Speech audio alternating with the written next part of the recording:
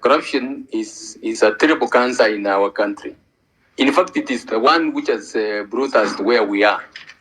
Why it has not succeeded in the past is that there has not been any political will to fight it.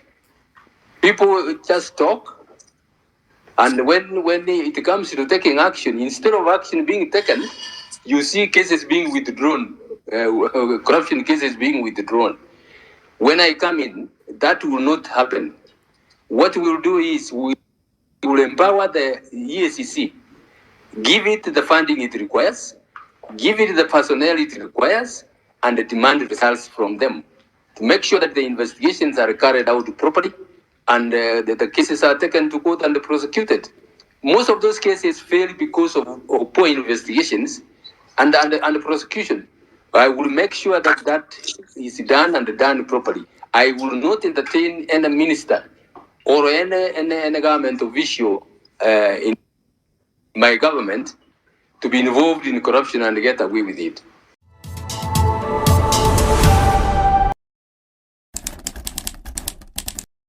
Good morning, good evening, good afternoon, viewers and listeners from whatever part of the world you are. As you have heard, my name is David Maraga.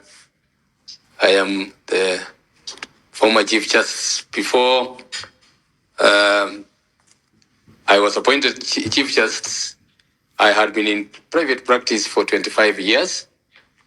And then in 2003, I was appointed a judge of the High Court, from where I rose in 2012 to the Court of Appeal, and in 2016 to the Supreme Court as the Chief Justice and President of the Supreme Court of Kenya, as well as Chairman of the Judicial Service Commission.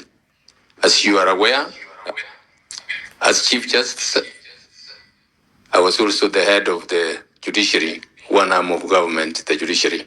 Sana, Honorable CJ, here is a few questions coming from our listeners.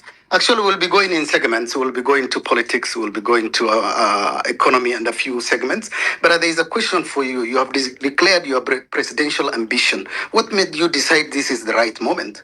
And the second question is, critics say judges should stay out of politics. How do you respond to that? Thank you very much, Abdi. You know what is happening in our country. Watching what is happening in the country, and particularly last year in June, when the youths stormed Parliament, and I saw the killing of young people, I was horrified, and I thought, look, something must be done. After talking with a few friends and my family, I decided to run. And if given an opportunity, I would like to make sure that such a things don't happen in Kenya. So that's the reason why I would like to come to the political scene. Yeah, and just a follow-up question. Do you see your candidacy as a continuation of service to Kenyans, or is a response to a failure by the current political class? Both. I would say both. Both, okay. Because I served, as I said, in the judiciary as head of one arm of government. Although the space where I'm going to serve now is slightly different, but it, as you have correctly put it, it is service to the public, and the principles of service and leadership apply in both arms of government.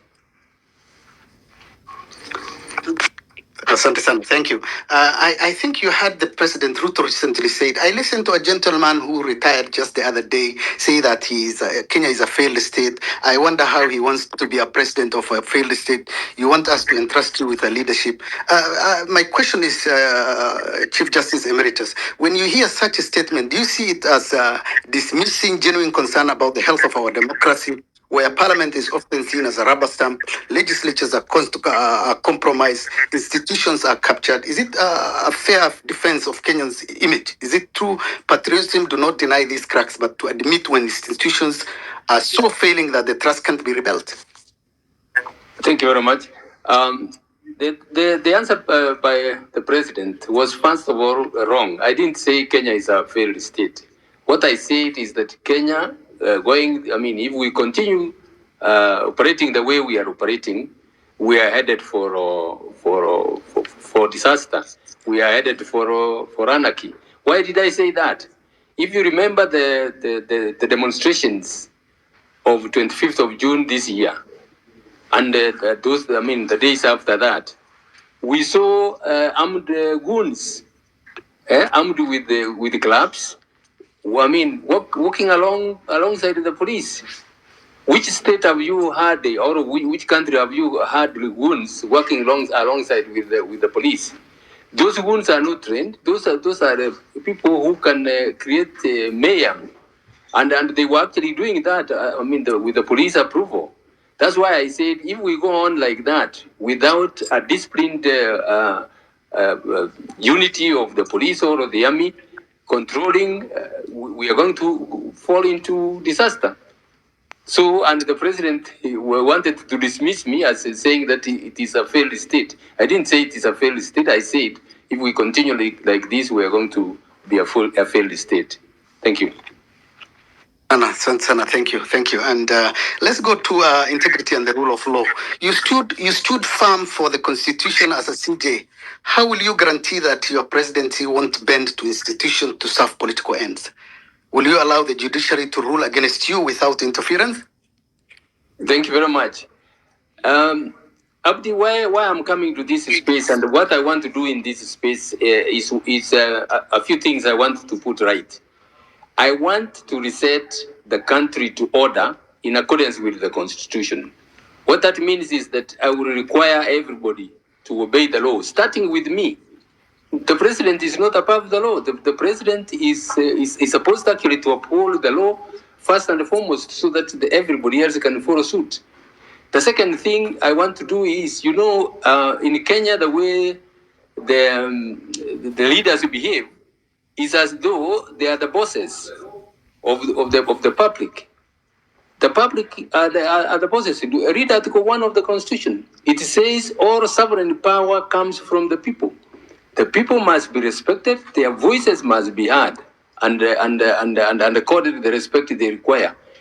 Public servants must be behave and serve as servant leaders. Number 3, something that is not there are dehumanized. We have no medicine in school. In hospitals, we have schools are being closed down because of capitation. That is affecting the country very badly. When you lose even a month of a child's schooling, that child is lost. So the fourth thing I will deal with is to deal with the economy. Our economy is battered, and where we are. There is no money in the economy simply because of the way the affairs of the country are being managed. And thirdly, of course, we will empower the youth so that they are also able to be involved in business and economic activities, and more importantly, to also play their role in the governance of this country, from the county government to the national government. Thank you. Thank you, Honorable CJ. I think I agree with you. It's all about the fidelity to the Constitution and the rule of law. Yes. That is very important for this country to move forward. Quick to a question to the economy. I think you have seen the cost of living is unbearable. What will you do in your first 100 days to relieve the economic pressures on Kenyans if today you get elected? And how do you plan to tackle unemployment among the youth, especially graduates who are jobless? This is the other thing. The economy, there are quite a number of activities that we will be involved in.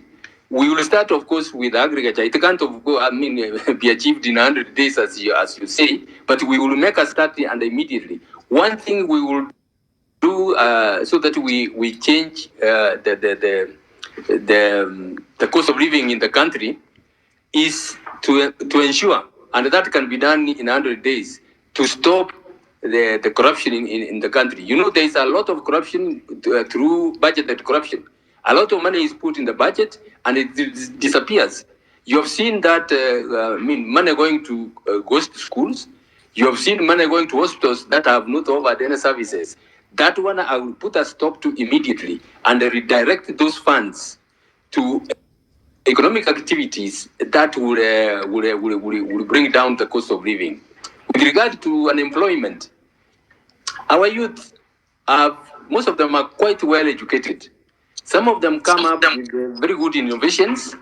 All they need is to be assisted, assisted so that they can, realize their innovations by giving them some funding, and where they come up with the innovations that require protection under the intellectual properties law, they are given protection. That is what is happening in most of these other countries, where even schoolboys, school children come up with innovations, and as soon as it is spotted, they are given all the assistance that they require. The youth can also be involved in very many other activities. In the creative economy, that's where the youth will do very well, and all that they need is to be supported, to first of all to be recognized that they are there and they are playing an important role, then be supported, and of course you will find that quite a number of them are going to be employers and employing very many others, and very many other activities that we will look at, so that we get the economy moving, we get the economy thrive, and with the economy thriving, opportunities will come on their own, and as you know, we have very well educated young people. They will fit in various positions in society. Thank you. You touched on corruption, and this is where the cancer of our nation is. Corruption has defeated every administration. What concrete steps will you take that others have failed to do? Two, if a cabinet secretary or a powerful politician in your government is implicated, will you allow their immediate arrest and prosecution to proceed, even if it threatens your political alliance? Yes, as you have rightly put it, corruption is a terrible cancer in our country. In fact, it is the one which has brought us to where we are. Why it has not succeeded in the past is that there has not been any political will to fight it. People just talk, and when it comes to taking action, instead of action being taken, you see cases being withdrawn, corruption cases being withdrawn. When I come in, that will not happen. What we'll do is we will empower the EACC, give it the funding it requires, give it the personnel it requires, and demand results from them to make sure that the investigations are carried out properly, and the cases are taken to court and prosecuted. Most of those cases fail because of poor investigations and prosecution. I will make sure that is done and done properly. I will not entertain any minister or any government official in my government to be involved in corruption and get away with it. If I have said I have to obey the law, I must demonstrate, I must lead by example, and make sure that everybody obeys the law. There will be no question of civil servants, for example, trading with the government or getting tenders to supply services and goods and services to the country. That one we cannot have.